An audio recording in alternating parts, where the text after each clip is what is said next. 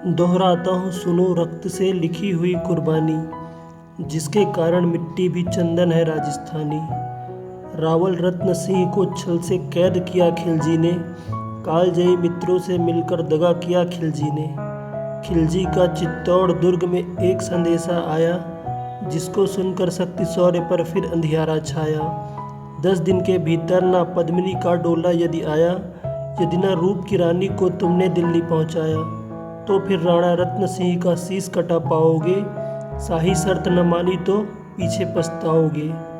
यह दारुण संवाद लहर सा दौड़ गया रण भर में, यह बिजली की तरह क्षितिज से फैल गया अंबर में।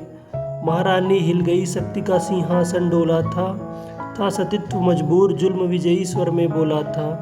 पृष्ठ हुए बैठे थे सेनापति गोरा रणधीर, जिनसे रण में भय खाती थी खिलजी की शमशीर। अन्य अनेकों मेवाड़ी योद्धा रण छोड़ गए थे, रत्न सिंह की संधि नीति से नाता तोड़ गए थे। पर रानी ने प्रथम वीर गोरा को खोज निकाला, वन वन भटक रहा था मन में तिरस्कार की ज्वाला। गोरा से पद्मिनी ने खिलजी का पैगाम सुनाया, मगर वीरता का अपमानित ज्वार नहीं मिट पाया। बोला, मैं तो बहुत तुच्छ हूँ, राजनीति क्या जानूँ, निर्वासित हूँ, राज मुकुट की हट कैसे पहचानूँ। बोली पद्मिनी, समय नहीं है वीर क्रोध करने का, अगर धरा की आन मिट गई घाव नहीं भरने का। दिल्ली गई पद्मिनी तो पीछे पछताओगे, जीते जी राजपूती कुल को दाग लगा जाओगे। राणा ने जो कहा किया वो माफ़ करो सेनानी, यह कहकर गोरा के कदमों पर झुकी पद्मिनी रानी।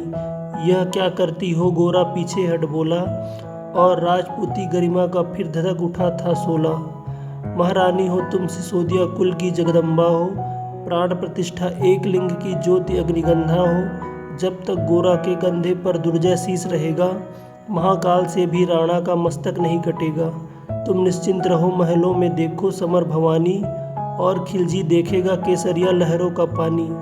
राणा के सकुशल आने तक गोरा नहीं मरेगा, एक पहर तक सर कटने पर धड़ युद्ध करेगा।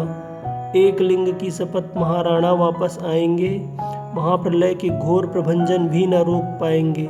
शब्द शब्द मेवाड़ी सेनापति का था तूफानी, शंकर के डमरू में जैसे जाएगी वीर भवानी, जिसके कारण मिट्टी भी चंदन है राजस्थानी।